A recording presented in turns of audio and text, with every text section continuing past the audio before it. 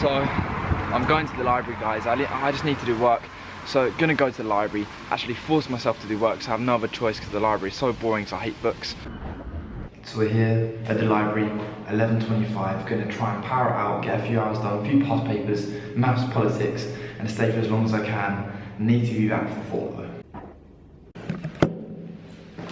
So finished at the library. Now I don't know whether to be kind of mad because I done a 45 marker and a 15 marker for politics. So in theory my test that should take me an hour, but it took me 4 hours. Right, so guys, if you are new around here, don't forget to subscribe down below.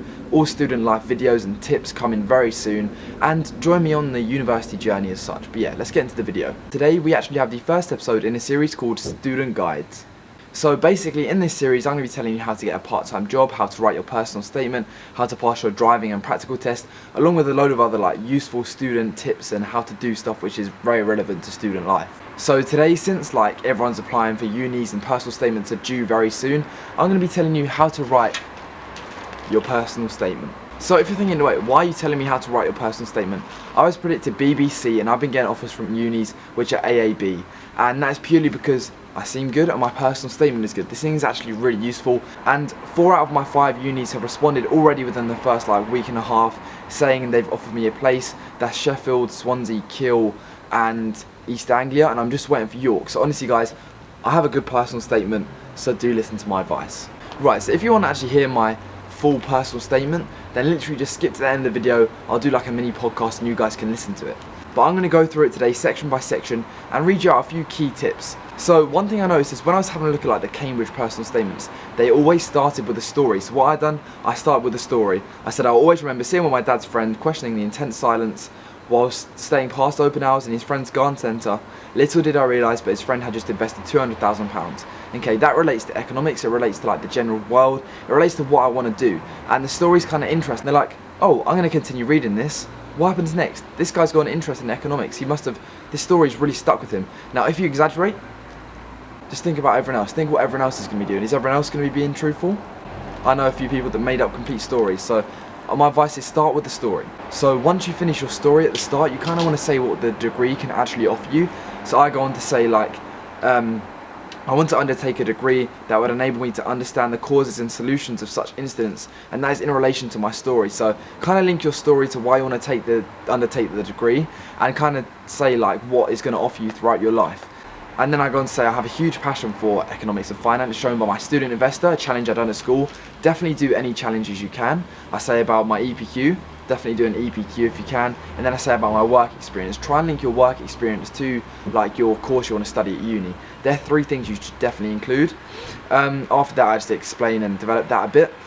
And I kind of bring out a few statistics that I learned from my EPQ. So I say about how, oh wow, if we wasn't in the EU union, growth or GDP per capita would have been like 16% lower. That's something I learned while doing my EPQ. Now I'm not telling them stuff like they already know. There's no point saying, oh, did you know this about economics? Because they already know it. I got told that you kind of don't want to repeat what they know. You don't want to tell them what they already know. You want to show what you have learned individually. So kind of give a few facts and figures that you have learned outside of school and that sort of thing. So they kind of look for you showing your personality and kind of showing you actually have an interest in the subject. After that I just kind of close by saying, during sixth form I've been a prefect, I've been a mentor, I've done this, I've done this, I've done this. It's enabled me to have good time management skills, blah blah blah. I then say, I'm really into athletics, I'm ranked this in the country for 80th for hammer, 180th for triple jump. I would be an asset to university's team. I'm going to take every opportunity I can while I'm at university, and I have a YouTube channel with 4K subs. That's literally how I end it. And last little paragraph, I'm very committed to studying and have a great willingness to learn along with drive to complete a challenge, blah blah blah. So really the summary of this is that when you're doing your personal statement, you want to say, how can I show them a bit about me? I want to show them that I'm going to be involved in student life. I have a really good personality. I also want to show them that I'm interested in the degree I'm going to be taking. I also kind of want to let them know how I'm good at other things as well as just being smart, if you get what I'm saying. And they're kind of all key things you want to include. Like if you have a look at the Cambridge personal statements, definitely do that. But they always start with a story. They always have loads of complex vocabulary. Stories are key actually, I think, because they show you a bit about you, they show who you want to be. And this is meant to be quite a good taste. And I do think my personal statement is quite good, but I'm sorry if this video has been a bit jumbled up. I only wanted to create a really quick video because I know a lot of you have been asking for it. and I'll leave you my personal statement at the end so you guys can check it out, see if you like it, see what you think.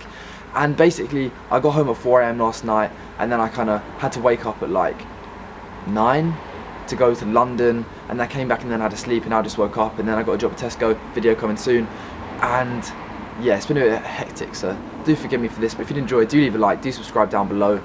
So guys, I'm very tired, so do excuse me during this, but here is my personal statement, the full thing.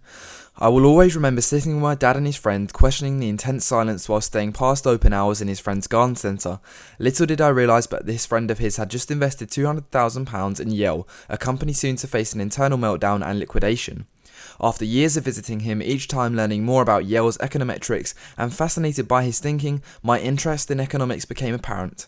The encounter left me questioning the causes behind the share price crash and eventual liquidation. It made me aware that I want to undertake a degree that would enable me to understand the causes and solutions of such incidents while offering me a diverse range of work opportunities throughout my life. I relish the chance for economic debate and want to increase my intellectual understanding and capabilities in such situations, especially within the financial markets. I have a huge growing passion for economics and finance, shown by my student investor certificate, banking uncovered participation, and EPQ based upon membership of the European Union and economic welfare. I was a national semi-finalist in the Student Investor Challenge 2015, where I ranked 34th in the UK. After a month of research, buying and selling in the real-time market, I had increased my starting finances by over £20,000. I gained an understanding of live trading and how an increase of just 0.01% in the price of a company's shares could lead to substantial profit being made. I also learned the determinants when deciding the quantity of shares to buy, such as looking at percentage growth.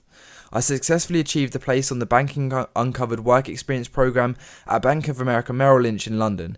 Here I learned about the different dimensions within the bank, such as traders and analysts, along with pitching, work shadowing and networking. I shadowed a worker in compliance whilst he was preventing fraud via spoofing. Here I saw complex classroom theory in action, and I was fascinated by how increasing demand at a capped supply could enable traders to make millions. The trading floor was my favourite, phones constantly ringing, figures flashing across each monitor with panic on the face of some while relief on others. The excitement and buzz of such an environment was truly astonishing and made me realise my aspirations to work towards a career in economics and finance. My EPQ is based upon how membership of the European Union affects a country's economic welfare. I chose a topic involving global trade and wanted to pursue a project relevant to modern day. Whilst undertaking research for my EPQ, I was astounded by the positive impact the EU has had on GDP per capita in the UK, as without membership I learned it was to be expected without membership I learned it was expected to be 16.3% lower than current levels. Sorry if that was fast.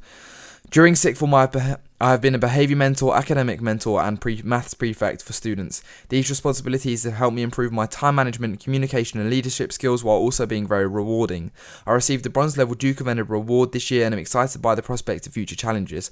I always strive to push myself past what people expect I can. My main hobby is athletics, yet I also play football. I would be an asset to the university's team, as this season was my first as an under-20 and I finished 83rd in the country for hammer throw and 180th for triple jump. I also represented Blackheath and Bromley in Kent relays. Next season I am also looking to progress in long jump and pole vault as well.